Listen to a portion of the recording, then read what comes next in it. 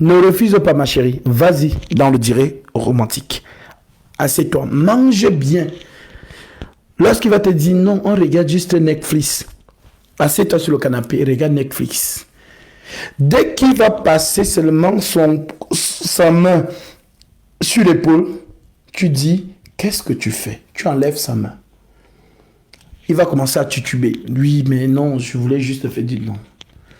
Il va commencer à vouloir négocier les mougous. Tu dis, tu veux mougou? Il n'y a pas de souci. Tu composes le numéro de ton papa. Tu lui donnes le téléphone. S'il est vraiment un homme qui est là pour toi, pour t'épouser, il va prendre le téléphone et il va parler avec ton père. Car je voudrais venir me présenter pour demander la main de votre fille. Mais s'il est là juste pour te mougou pour rien, il va dire non, je ne veux pas. Prends ton sac, rentre chez toi. Voilà comment vous allez éliminer très vite les mougousseurs, c'est-à-dire les bandits là qui viennent vous dérouter là. C'est facile. Donc c'est vous-même qui vous rendez facile sur le marché. C'est vous-même. C'est vous-même. C'est vous-même. C'est-à-dire vous avez tout en main, mais vous vous rendez facile. Tu connais un homme qui est là pour tes beaux yeux. L'homme essaiera toujours d'enlever ta robe. Il va toujours essayer dans tous les moyens, même si vous êtes au cinéma. Pendant que vous regardez le film au cinéma, lui, il est déjà en train de faire son sketch dans la tête, c'est-à-dire le plan. Le plan du bandit. Donc, tout est planifié dans sa tête. Un homme, quand il t'invite au restaurant, toi, tu crois que tu es trop belle. Non, non, non, t'inquiète pas, il sait ce qu'il fait. L'homme, parce qu'ici en France, parfois, bon, ici à Paris, quand tu rencontres une fille, quand la fille te dit, j'habite à Melun, même si tu es belle là, il sera motivé, il va démarrer sa voiture jusqu'à Melun. Il habite à Paris, il va aller à Melun. En général, quand on entend qu'une femme habite à Melun, il est découragé. Pourquoi? Parce que c'est trop loin. Donc, quand tu dis Melun et qu'il t'aime vraiment, il va venir, donc pour lui, donc rouler, il va rouler, donc il va faire Paris-Melun 10 minutes. Ne vous inquiétez pas, quand un homme veut quelque chose, il est motivé. Même si tu dis que tu es dans le désert du Sahara, il va venir là-bas en courant. Donc, voilà le secret que je vous ai donné. L'homme qui te drague, c'est pas mauvais. Il te dit, ma chérie, vraiment, je voudrais que tu connaisses chez moi. J'ai envie de t'inviter à manger un dîner romantique à la maison. Vas-y, vas-y. Tu arrives, tu te mets à l'aise, tranquillement. Tu manges bien. Il dit, bon, Netflix, parce que Netflix, c'est pour t'endormir. Il va mettre, parfois même certains sont malins, il met le compas, ou bien il met la musique de Fali un peu là. Voilà, il met les musiques du monde pour t'endormir. Là, ma chérie, reste concentrée, ne t'endors pas. Oui, parce que les hommes là, ils sont stratégiques. Hein, voilà. Ils savent que les femmes sont émotionnelles. L'homme qui connaît vraiment la femme est un être émotionnel. Donc on joue avec ses émotions. Ça sera les mots. Ton parfum là, franchement, tu as une odeur. Donc quand la femme écoute ça, son cœur commence à vibrer. Que, je suis une princesse. Oui, parce que ceux qui connaissent vraiment, qui ont l'art de la drague, la manipulation mentale. Donc on joue dans vos têtes. Donc, ma chérie, reste concentrée. Tu regardes le film. Il passe sa main. Tu sais déjà ce qu'il veut. Mais tu attends qu'il arrive, voilà. Dès qu'il veut glisser la main quelque part, tu dis, hey, qu'est-ce qui se passe? Non, c'est... Voilà, je me disais que comme on a bien mangé, voilà, on a passé une bonne soirée, le film et tout ça. Franchement, en plus, son parfum... Tu dis oui, et puis quoi? Non, mais tu es un homme. Des bandits. Tu es une femme, je suis un homme. Tu comprends? Non, on ne comprend rien. Comme il est motivé, compose le numéro de ton papa, donne-lui le téléphone. Il dit, mais s'il dit, pourquoi tu appelles ton mec? Tu dis, tu veux Mougou, non? Voilà le téléphone. Appelle papa. Dis-lui que voilà, tu veux sa fille comme femme. Comme ça, tu vas bien, mon Mougou. Il n'y a pas de souci. Donc, appelle mon papa. Si c'est un homme qui est vraiment là pour t'épouser, ma chérie, il va prendre le téléphone. Oui, allô? Oui, monsieur. Oui, c'est Bakary, c'est Bakary. Oui, en fait, je suis avec votre fille. Et vraiment, monsieur, je suis vraiment amoureux de votre fille. Je voudrais vraiment me présenter pour demander sa main. Ah, d'accord, mon fils. Ok, bon, je suis libre samedi soir à 20 h. Tu peux venir à la maison. Oui, oui, oui, oui, papa. Tac. Ma chérie, tu as gagné, Marie. Mais si c'est un bandit, le bandit va te dire, pourquoi tu me donnes le téléphone? C'est le numéro de mon père. Non, moi je ne veux pas. Il va raccrocher. Et là, tu viens d'éliminer un bandit sur ton chemin. Au suivant. Voilà comment il faut. Parce qu'il faut vous dire la vérité. Vous voyez votre beauté là. Un homme, tant qu'il n'a pas couché avec toi, il est motivé. Même si tu t'appelles Beyoncé, même si tu t'appelles Rihanna, il est motivé. Donc, dès que, comme c'est un mystère, tu es un mystère, c'est-à-dire il veut te connaître. Une fois que tu lui donnes ça, une fois, ma chérie, ton mystère est brisé. Ton mystère, c'est fini. Dans la manière qu'il te voyait hier, comme il t'a déjà mangé, c'est fini. C'est fini, il a percé le mystère. Maintenant, tu as ta copine là. Ta copine, elle est peut-être pas plus fameuse que toi. Mais comme il n'a pas encore couché avec ta copine est plus intéressante que toi. Pourquoi? Parce que lui, au moins, il t'a découvert. Mais ta copine reste un mystère. Voilà l'homme. Un homme ne reste que lorsqu'une femme, il veut vraiment cette femme-là. Ce qui fait en sorte que même quand il couche avec toi, toutes les fois qu'il va coucher avec toi, ça sera toujours comme si c'était la première fois. Pourquoi? Parce qu'il t'aime réellement. Donc, le mougou là, c'est ça Dieu. Dieu, c'est ça. C'est pourquoi la racine du mariage, c'est l'amour. Donc, un homme qui t'aime, à chaque fois qu'il mougou avec toi dans le cadre du mariage, c'est toujours comme si c'était la première fois. Il n'est jamais fatigué de toi, il ne se lasse pas. Parce que l'amour est vivant, la flamme est toujours là. Donc, plus vous vous donnez vite, il a ce qu'il veut et il part. Tu t'étonnes que mais je suis fraîche, je suis belle, j'ai ceci, j'ai cela. Non, lui, il voulait juste coucher avec toi. Donc, un homme qui a couché 1, 2, 3 fois avec une fille, c'est fini. C'est fini. Donc, ne vous donnez pas à moins cher. Soyez vraiment, éliminez vite les bandits, détectez-les vite. Le numéro de, ça marche à tous les coups. Le numéro de papa, ça, vraiment, ça élimine vite les bandits. Et si vraiment tu es dans une démarche où un homme, tu veux te marier, comme j'ai une sœur qui m'a appelé des États-Unis, elle cherche un mari. J'ai dit, ah, moi je suis là. Si tu veux passer une annonce sur mon TikTok, il y a beaucoup de sœurs qui m'appellent, ah, Gasby, vraiment, est-ce que tu n'as pas des disciples là qui sont célibataires? Parce que vraiment, je cherche mariage, je ne fais que tomber sur des bandits. Je suis avec lui. Et je me rends compte qu'il est marié. Et pourtant, il m'a dit qu'il est célibataire. Un homme va vous dire, non, moi je suis chrétien. Ce sont des bandits. Beaucoup viennent dans vos assemblées là. Ils n'ont rien à voir avec Jésus-Christ. Ils sont venus chercher femme pieuse. C'est tout. Il est déguisé. Oh, est-ce qu'il y a des nouveaux?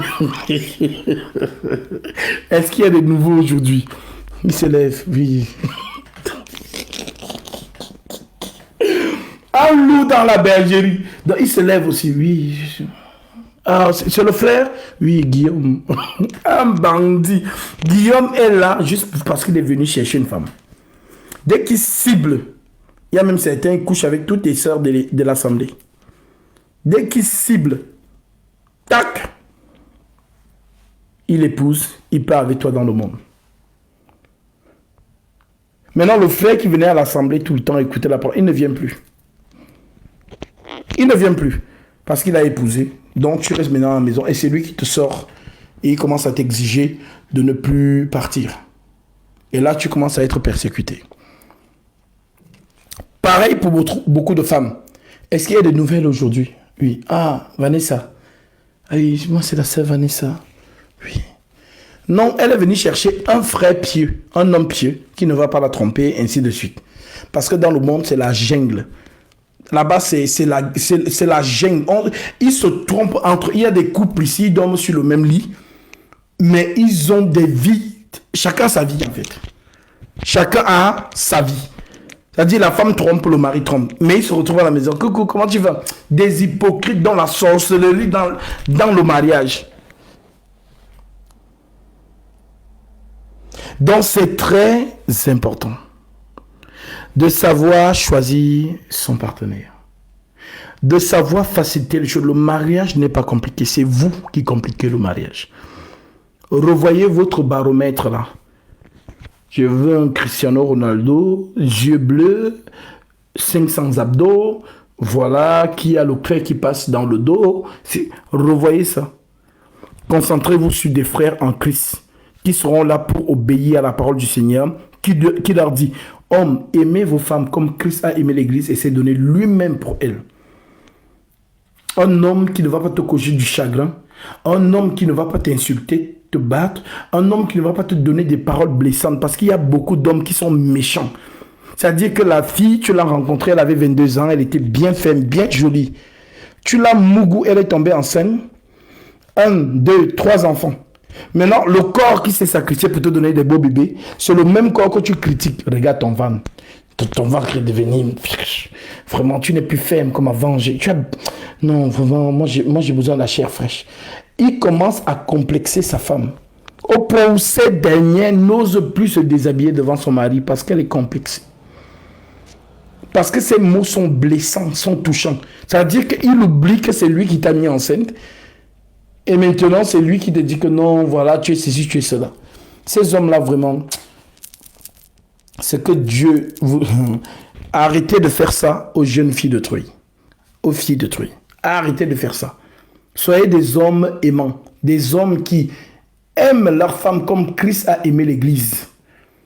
Un homme qui aime sa femme ne la bat pas. Je vais lire, je continue. Éphésiens 5. Voilà. Donc vous avez compris, hein? Moïse parla au chef des tribus des enfants d'Israël et dit: voici ce que l'Éternel ordonne.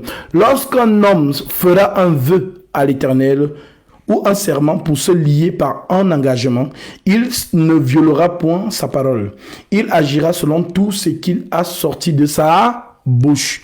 Donc ne faites pas des promesses hasardeuses là. Donc si tu dis à une fille que je vais t'épouser, que ce soit ainsi. Ainsi soit-il. Voilà. Verset 4. Lorsqu'une femme, dans sa jeunesse et à la maison de son père, fera un vœu à l'Éternel et se liera par engagement, et que son père aura connaissance du vœu qu'elle a fait, de l'engagement par lequel elle s'est liée, virgule. Ça veut dire quoi? Ça veut dire que tu rencontres une fille dehors, tu la dragues et tu dis: veux-tu m'épouser? Elle dit oui.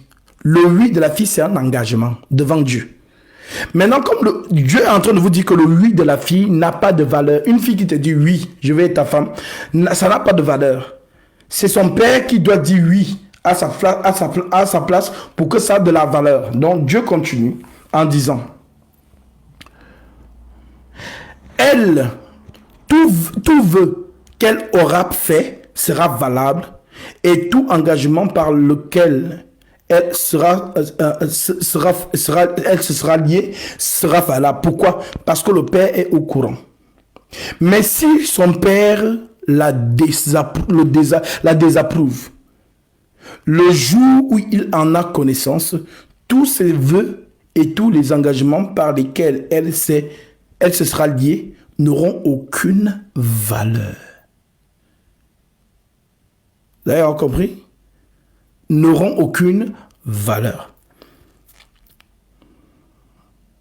Mais si son père la désapprouve le jour où il en a connaissance, tous ses vœux et tous les engagements par lesquels elle se serait liée n'auront aucune valeur. Et l'Éternel lui pardonnera parce qu'elle a été désapprouvée de son père. Lorsqu'elle sera mariée après avoir fait des vœux ou s'être liée par une parole échappée de ses lèvres et que son mari en aura connaissance. S'il garde le silence envers elle, le jour où il en a connaissance, ses vœux seront valables et les engagements par lesquels elle se sera liée seront valables. Mais si son mari la désapprouve, le jour où il en a connaissance, il annulera le vœu qu'elle a fait et la parole échappée de ses lèvres par laquelle elle s'est liée, et l'Éternel lui pardonnera. Le vœu d'une femme veuve ou repudiée, l'engagement quelconque par lequel elle se sera liée sera valable pour elle. Lorsqu'une femme dans la maison de son père fera un vœu ou se liera par un serment et que son mari en aura connaissance, il gardera le silence envers elle et ne la désapprouvera pas. Tous ces vœux seront valables et tous les engagements par lesquels elle se sera liée seront valables. Mais si son mari les annule, le jour où il en a connaissance, tout vœu et tout engagement sorti de ses lèvres n'auront aucune valeur. Son mari les annulera et l'Éternel lui pardonnera. Ça veut dire que le mari a la même autorité que le père. C'est le père qui valide ou qui ne valide pas. Le mari aussi, pareillement, quand tu es marié là et que tu as pris des engagements quelque part, si le mari dit non, tout est annulé. C'est la force de frappe que Dieu donne à l'homme, l'autorité. Donc les femmes qui disent non, non, non, moi j'ai décidé, tu es une sorcière, tu es la fille de Satan. Une vraie femme obéit à son mari. Voilà ça ici. Je n'ai pas inventé, c'est l'écriture. On vous sort les écritures. C'est pareil pour la fille qui s'est mariée. On dit que si son père garde le silence du père est considéré comme le oui. Ça veut dire quoi? Ah, papa, ta fille s'est liée à un homme. Qu'est-ce que tu dis? On dit que s'il ne répond pas, on dit que le silence là doit être considéré pour un oui. Mais si le père dit non, je ne veux pas qu'elle se marie, l'engagement est annulé. Voilà l'autorité que Dieu donne au mari. C'est pourquoi on dit que ton père, c'est ton père à la maison là. Ça dit ton père, c'est ton mari, mais donc la différence qu'il y a entre lui et l'homme qui va t'épouser, c'est qu'il ne couche pas avec toi. Donc c'est le pourquoi lorsqu'il y a la dot est une passation de pouvoir. La dot est une passation de pouvoir. Ça veut dire quoi? Ça veut dire que si un papa accepte la dot d'un homme, ça veut dire que c'est un transfert d'autorité. Ça veut dire que le père prend la dot et dit maintenant à sa fille que tu vois cet homme, il est devenu ton mari, il est devenu ton grand frère, il est devenu tout pour toi. La manière dont tu m'obéissais, c'est la même manière que tu dois obéir à ton mari. Voilà donc le mariage selon Dieu. Et non pas selon Disneyland, selon la société et Nobelas et tout que le monde est venu saccager. Maintenant, vous avez la connaissance, à bon entendeur, que ceux qui ont les oreilles pour entendre, entendent. Que celles qui aiment être rebelles, continuez la rébellion.